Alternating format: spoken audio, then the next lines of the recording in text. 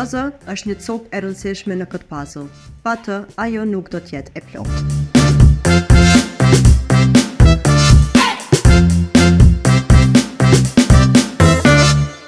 Përshëndetje, jam Agnesa Qori dhe po vazhdojmë me seritë e edukimit seksual në shkolla në Equal Voices Podcast. Aspekti i shëndetit seksual duhet të kuptohet nga fëmijët. Ndryshimet që ndodhin në organizmin e të rinjve, si dhe reagimet që ata i kanë dhe çka duhet të bëjnë, i kuptojmë nga ginekologja Jehona Binishi Sylla. Ajo do të flasë edhe rreth edukimit seksual, se a duhet të futet në shkolla dhe si do të përpudhet me moshën e tyre. Mirë se erdhët në Equal Voices Podcast, Jehona. Faleminderit shumë, faleminderit për ftesën. Ashtu pra që paralajmëruam, ne në këtë episod kemi me diskutu për edukimin seksual, do të thotë gjithë seria e Equal Voices Podcast këto të fundit kanë qenë për edukimin seksual, dhe në këtë podcast kemi me folë më shumë me ju si ginekologë, si specialiste e mjekësisë, pra me na tregu për ndryshimet dhe gjithë shka që ndodh në trupin e trive në këtë kohë. Po e fillojmë me të parën që sa është e rëndësishme edukimi seksual, që nga mosha e hershme për të parandaluar shqetësimet edhe keqkuptimet rreth pubertetit. Në fakt, kjo është shumë një teme e rëndësishme për moshat e reja, për gjeneratën që hyjnë në pubertet dhe që kanë një sfidë të re në jetën e tyre për shkak të ndryshimeve hormonale të cilat ndodhin dhe të cilat në fakt ata nuk dinë qysh me i menaxhu për shkak se janë të reja dhe të paprituna për trupin e tyre. Normalisht në pubertet do të thotë që fillon prej moshës 11 deri në moshën 13 vjeçare tek vajzat, edhe 13 deri 15 tek mashkujt, pak më vonë. Ndryshimet që ndodhin në trupin e tyre do të thotë janë ndryshime të cilat fillojnë të bëhen për një moment të papritur, bëhen të dukshme, edhe të cilat ata fillojnë me i përjetu në mënyra të ndryshme. Domethënë disa janë më të lehtë në menaxhimin edhe në pranimin e ndryshimeve, disa janë më të mbyllur, bëhen më introvert, edhe këto ndryshime faktikisht shfaqen edhe me manifestim të karakterit tyre, do thotë me ndryshime qoftë sferën psikologjike, qoftë në reagimet e përditshme ndaj të afërmve, familjarëve, gjitha këto manifestohen në mënyra të ndryshme faktikisht.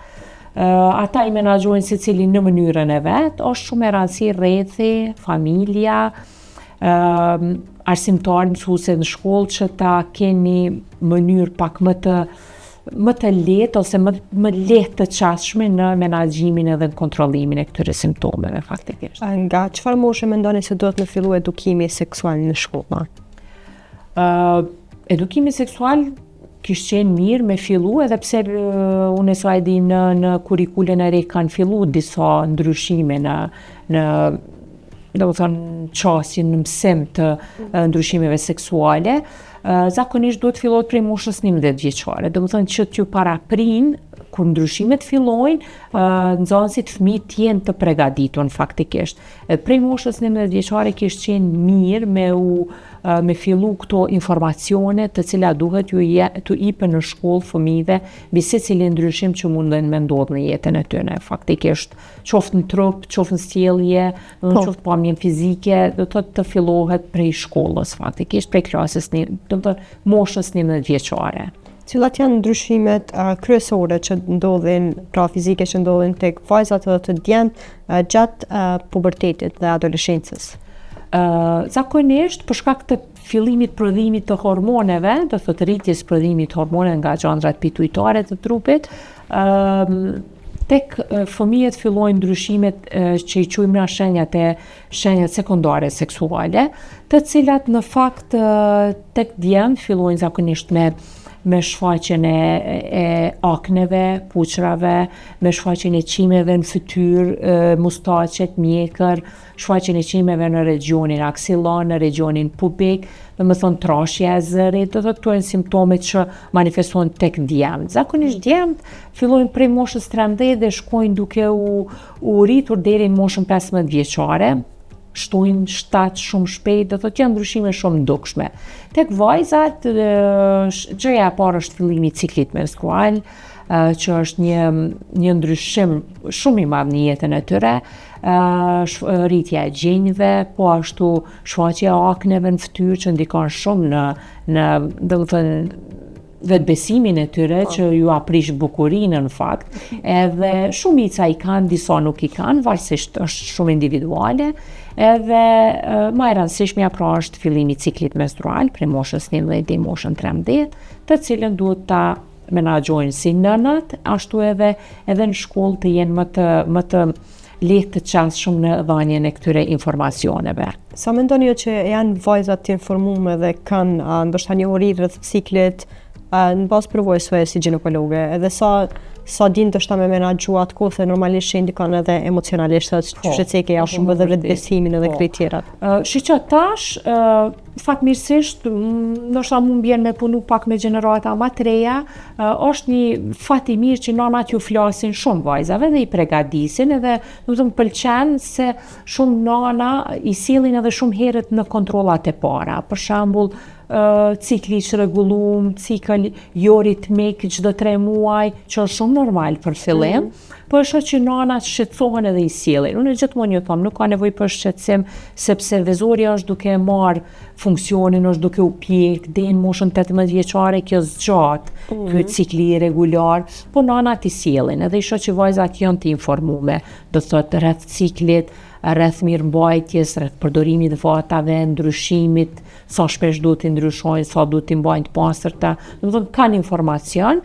Ndoshta mund vjen me punu pak me një pjesë matë që kanë informacion edhe prej nanave, po është shumë e mirë se ardhun, sepse din, do thot, pak a shumë din rreth çdo gjë rreth ciklit menstrual, do të thonë dhe sistemit reproduktiv kanë filluar që të jenë të informuar vajzat e reja.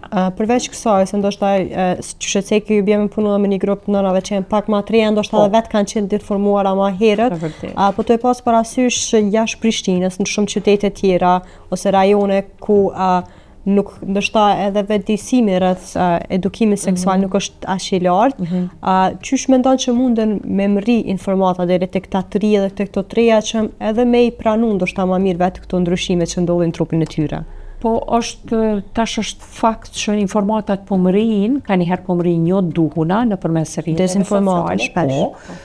Çaja është shumë e mirë se ardhun, po ato nuk mundemi me ndal faktikisht se tash rrjetet sociale me kanë bot vetën, kanë dominu mbi gjithçka, edhe mbi shkollë, edhe mbi librin, edhe mbi çdo gjë, fatkeqësisht, edhe informacione kanë. Mirë, po unë mendoj që këto janë informacione shumë të rëndësishme që duhen me u fut në shkollë.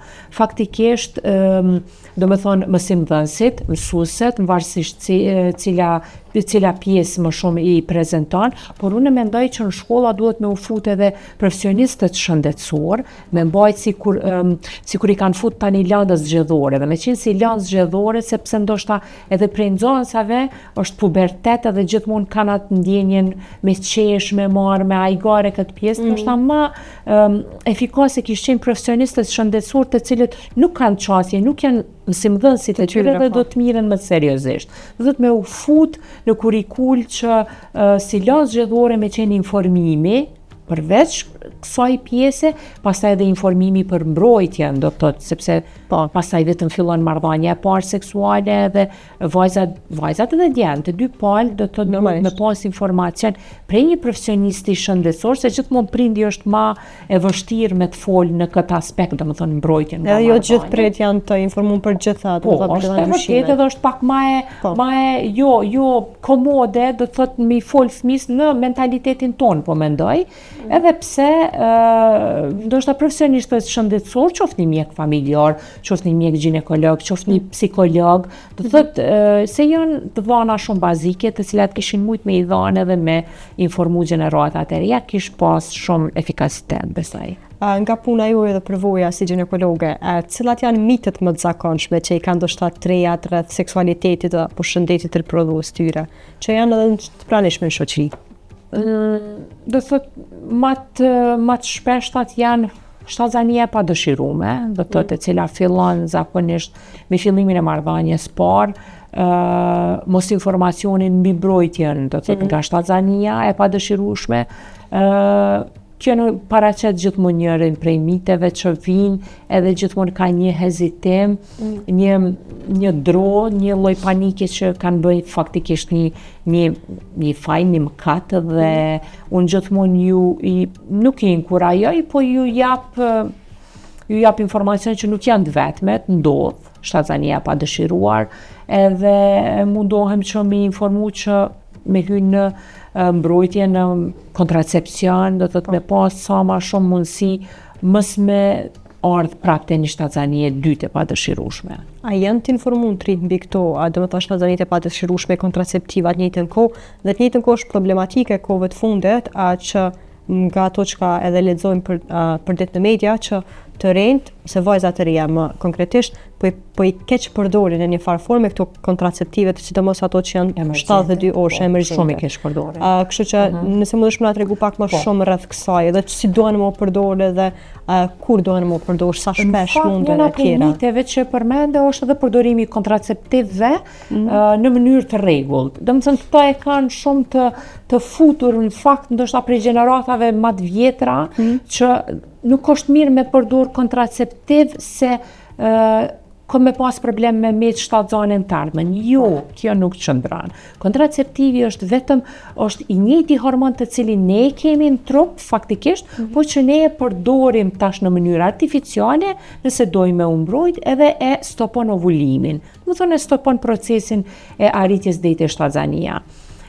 Shumë mirë që e përmende se unë gjithmonë mundohna në qëtë aspekt pacientëve të mia me ju thonë që mos me abuzu me kontraceptivin emergjent. Do thotë ka vajza që i shoh që në çdo të dytën marrëdhënie të pambrojtur e përdorin. Ajo është jo e mirë. Në një nuk është efikase, 100%, domethënë mundesh me mbet shtatzane nëse e përdor pas 7 orë, aty shkruan 72 orë, po nëse 8 orë kanë kalu ti mundesh me mbet, sepse sperma është shumë e shpejt, veza ka ovulu edhe ka me njëherë në atë moment, nuk ki që shëndalon. Ati në fakt trupit tënd i jep një hormon edhe e shkaktoj një bombardim trupin tënë, sepse gjithë ciklin hormonal me kontraceptivin emergjent e çrregullon. Faktikisht, pastaj shkojnë 2 deri në 3 muaj për me u stabilizu me ardhë prodhimi normal i hormoneve.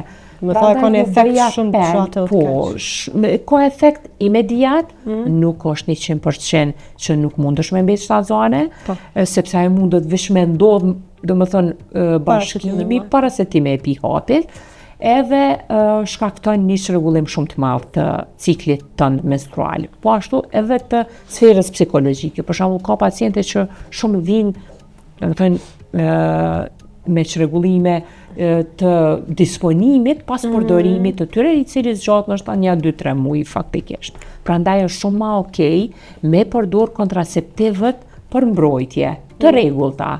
Nuk ka asnjë kundërindikacion, sepse momenti që ti ndal ato, mas një muaj mundesh me ngel shtatzanen, do të thotë nuk është që të dëmtojnë, që kjo është një mit që është shumë i shpesht faktikisht në shoqërinë tonë.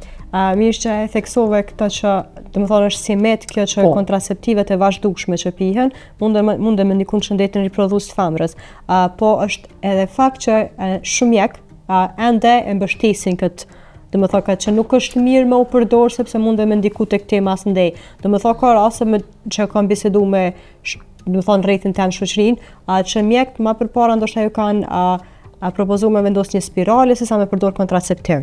Tash si shihni këtë aspekt? Një spirale me bakër e thjesht, faktikisht është më e padamshme sepse veç vendoset brenda dhe nuk vjen deri te shtatzania, po nuk preferohet te vajzat e reja, që akoma s'kan shtatzani.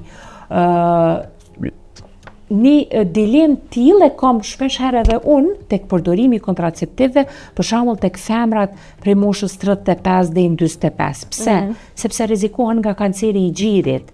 Mirë po në atë kohë, në atë periudhë kur ju jap kontraceptiv, kur ju sugjeroj me i përdor, gjithmonë ju sugjeroj me bo screening pap testin çdo vit edhe ehon e gjive çdo vit. Do thotë ne duhet i kontrollojmë gjitë edhe qafën e mitrës çdo vit nëse përdorim kontraceptiv të rregullt. Po këtu po flasim për vajzat e reja, domethënë rreziku Kjo vlen për gjitha moshat? Kjo më shumë vlen për këto mosha 35-45, ku është, domethënë ku është rreziku për kancerin e gjirit dhe qafës. Kjo nuk vlen për moshat 20. Për moshat e reja më pak vlen. Domethënë moshave të reja, vajzave për shembull 20 vjeçare, nuk është obligative me ju thonë gjithsesi hajde me I kontrollu gjinjt ose qafën e mitrës, por derisa nuk kanë në anamnezë familjare që kanë pas ndaj histori smundje. Prandaj në këtë aspekt, këtë grup mosh tjetër edhe unë I trajtoj me kujdes. Kur janë kontraceptiv, ju tham, gjithsesi ju shkruaj që është me rasi me u kontrollu qafa e mitrës edhe gjinjt, sepse gjithmonë rreziku prej kontraceptive mundet me ndodhë për kancerin e gjirit, po nuk është 100% I sigurt. Do thotë ne kemi paciente që me 10 vite, domethënë 10-15 vite kanë përdorur kontraceptiv dhe nuk janë atakuar. Do thotë këtu kemi dilemat shumëta që edhe shkenca nuk ka arrit me I mi qartësu. Është e vërtetë që spiralja është shumë më safe, po jo tek vajzat e reja. Do thotë sepse nuk e preferojmë me fut një trup të huaj në mitër aty ku pritet në të ardhmen me u mbjell një shtatzani. Po e qartë. Përveç këtyre, domethënë përveç shtatzanive të padëshirueshme, kontraceptiv mund të më parandalu edhe smundje seksualisht të transmetueshme. Do shta mundem na fol pak më shumë rreth smundjeve seksualisht të transmetueshme, sa kanë trend njohuri edhe sa prej këtyre informacioneve do të ishte duhur të futen në kurrikulat e shkollore, pra në edukimin seksual. Kontraceptivët, qartësohemi që kontraceptivët oral, këto që pihen, nuk mbrojnë nga smundjet seksualisht transmetueshme. Jo, domethënë mbrojnë vetëm masat mbrojtëse siç janë kondomët, por edhe ato jo 100%. Do të thotë siç nuk të mbrojnë një kondom 100% nga shtazania pas dëshirueshme, ashtu edhe nga smundjet jo, sepse mundet me qollu I dëmtum. Po prap të mbron shumë më shumë se pa përdorimin e kondomëve faktikisht. Smundjet seksualisht transmetueshme fatkeqësisht janë mjaft të shpeshta sot në rinin ton. Njëra prej tyre do të pa përfshi klamidien, mikoplazmën, uroplazmën, gonorea, sifilisi, këto janë veç shumë më të vjetra dhe më pak të I hasim sot. Njëra prej tyre është HPV-ja, domethënë human papilloma virusi që I shkakton kondilomat e regionit, qoftë mashkujt, qoftë tek femrat. Ajo është faktikisht njëra prej smundjeve seksualisht transmetueshme më shpeshta që bartet mes çifteve dhe që në të ardhmen shkakton kancerin e qafës mitrës. Do të thotë qysh mundet me zbulu këto ndoshta kjo zbulohet me një strishof, domethënë me marrjen e testit në qafën e mitrës, po me test PCR bëhet, nuk shfaq asnjë simptom përveç kur shfaqen kondilomat. Kondilomat janë lythat ose genital warts, se tash rinia për shkak që më shumë pidin bazë termeve anglisht, edhe janë formë lythave që shfaqen në regionin, qoftë tek mashkujt në regionin rreth organit gjenital, ose regionin pubik, pjesën e sipërme, edhe tek femrat shfaqen tek regioni vaginal, regioni anal, do të thotë në pjesën e pasme. Faza më avancuar hyn edhe në pjesën e brendshme në vaginë, qafën e mitrës. Këto hiqen, largohen me terapi mirë, po në të ardhmen shkaktojnë kancerin e qafës mitrës. Domethënë kanceri I qafës mitrës shkaktohet pikërisht nga kjo smundje, domethënë nga human papilloma virusi.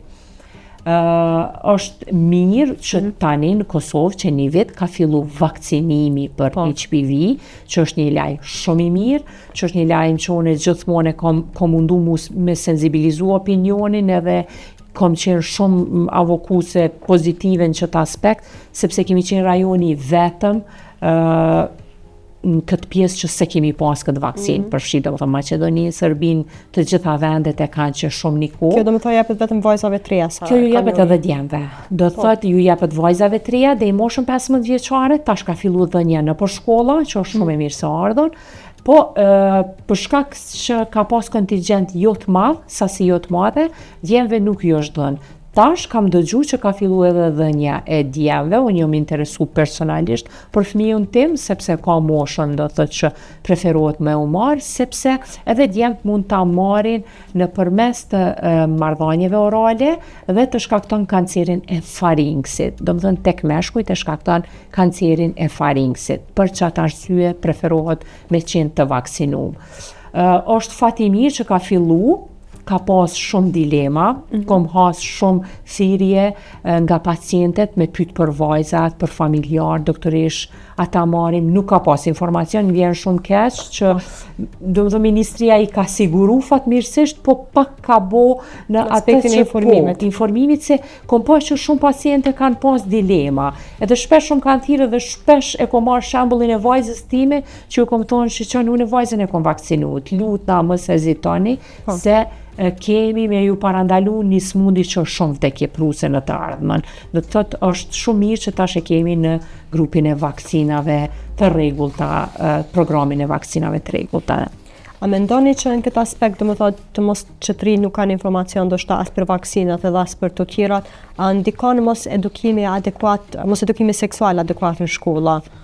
Po me siguri që ndikon, me siguri se unë e shoh që pacienti që domethënë vajzat nuk kanë informacion edhe çka është HPV-ja njëherë, domethënë human papilloma virusi, për shembull siç e din AIDS-in ose ndonjë smundje tjetër që më shumë kanë ndëgju, për human papilloma virusin din më pak.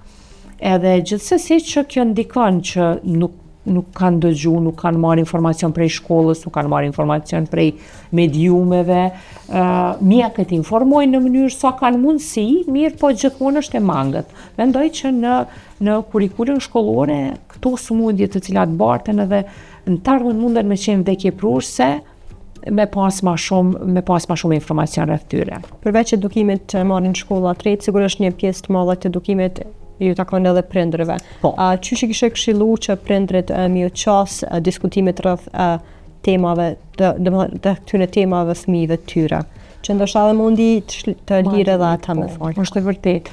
Tash secili prind e din si e ka qasin me fëmijën e vet, do të thotë mirë po është shumë e mirë se ardhon me ju qas në periudhën para marrëdhënies parë me i dhonë këto informacione, qoftë nana me vajzën, qoftë babai me djalin, sepse janë informacione që është e mirë se ardhen me u marrë edhe nga prindi. Sado që këta i kanë të servume, qoftë prej mediumeve, qoftë prej shoqërisë, edhe besoni sot janë shumë të informuar. Mirë po duhet pas parasysh që marrëdhënia e parë seksuale tash ka ardhur më përpara, domethënë vajzat fillojnë marrëdhënien në moshën 15 vjeçare, edhe duhet pas parasysh që nuk kanë informacion, nuk është më e dëmshme kjo. Po është më e dëmshme se përmenda janë edhe smundjet seksuale, është edhe shtatzania e padëshirueme. Shtatzania e padëshirueme në moshë të papjekur, domethënë papjekur në kupton para moshës 18 vjeçare, është e rrezikshme për organizmin e vet vajzës, sepse mitra është akoma e papjekur për me mbajtje në shtatzani, shpesh herë ndodh lindje para kohe, vdekja e bebës, aborti i madh, do të thotë ndodhin komplikime që te një grua pjekun pas moshës 20 vjeçare nuk ndodh, te një vajzë po menoj. Prandaj është besoj që informacioni edhe ato infot e para me u dhanë prej prindve kishin me qenë shumë të mirë se ardhuna për një shoqëri të shëndosh, për një fëmijëri të shëndosh dhe me prodhu një sistem reproduktiv, pastaj shumë ma të shëndosh dhe shumë ma pa problematika. I cike edhe abortet, që normalisht kur ka shtatzani të padëshirueshme, besoj një numër i madh i tyre përfundon në aborte. Qysh ndikojnë këto në shëndetin riprodhues të vajzave edhe të grave në përgjithësi? Po normalisht që nuk është shumë e mirë se ardhon, sidomos kur kemi mosha shumë të reja të vajzave që duhen me pas një abort artificial. Mirë po, sot është një fat shumë i mirë që aborti, metoda e bërjes së abortit ka avancu, me qujt ka avancu, sepse nuk bëhet, domethënë si metodat e mëparshme me mjete të forta agresive që kishin me dëmtu kavitetin e mitrës, po bëhen me mjete më të domethënë sterile, pastaj silikon, bëhet vetëm aspirimi, domethënë bëhet shumë më lehtë edhe pasojat janë shumë më të pakta. Në fakt edhe nuk hasim shumë pasoja ma, nuk hasim një infeksione, sepse nuk bëhet ma me mjete septike, bëhet në institucione të specializume ku kemi të bëjmë me sallë operative, me kushte, administrohet antibiotikumi njëherë, do të thotë nuk është që ka ndonjë pasojë, po ndoshta në aspektin psikologjik pak të një vajzë e re ndikon, jo mirë, sepse gjithmonë e ka atë frikën, a do të ndodhë në të ardhmen problematik me pas shtatzani të shëndosh e tjera, prandaj gjithmonë kontracepcioni, mbrojtja është metoda ma e mirë, mos me ardhë deri tek këto problematika. A kena informacione se unë normalisht kam kërkuar edhe informacione nga institucionet e shtetit për numrin e aborteve dhe lindjeve, pa ashtu të vajzave që janë në moshën 18 vjeç. A keni ndonjë informacion rreth kësaj ose a mund të më thënë që ka një numër të madh ose të vogël në Kosovë? Përbes këto janë statistika që duhet me i mbajt enti shëndetësori statistika. Fatkeqësisht që nuk ka. Po, nuk muj me thonë që kam diçka ose që disponoj ose që kam dëgju, po e shoh që ndodh shumë në bazë praktikës, si praktikës personale ashtu edhe të kolegëve tjerë, ndodh relativisht shumë edhe kjo është krejt si pasojë e mos arritjes me u mbrojt në mënyrën e duhur. Dhe shtazania ndodh në një moment kur çifti ose vajza nuk e ka momentin me mbajt një shtazani tillë normalisht që aborti ka me qenë njëra prej rrugëve zgjedhëse, nuk është fundi i botës, po është prap një lloj traume për trupin edhe për gjendjen psikologjike të asaj vajze të ardhmen. Cili kishte qenë mesazhi juaj për prindërit dhe shoqërinë në lidhje me rëndësinë e një edukate seksuale të shëndetshme dhe të hapur? Po unë mendoj që edukata seksuale e cila buron prej prindërve dhe prej një mësimdhënësi prodhon edhe një rini të shëndosh dhe shumë më pak problematika si në jetën e përditshme ashtu edhe në krijimin e një familje në të ardhmen të atij fëmijë ose të atij çifti.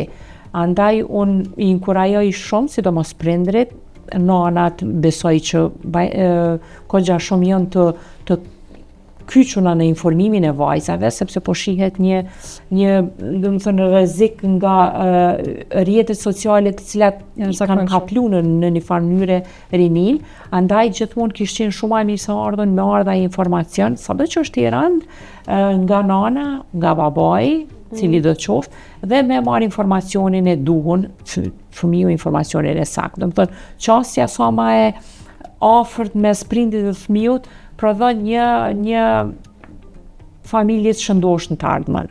Faleminderit shumë doktoresh për gjitha informacionet edhe besoj që sa të pak kemi mri me nda disa informacione shumë të nevojshme për trend. Faleminderit edhe ju.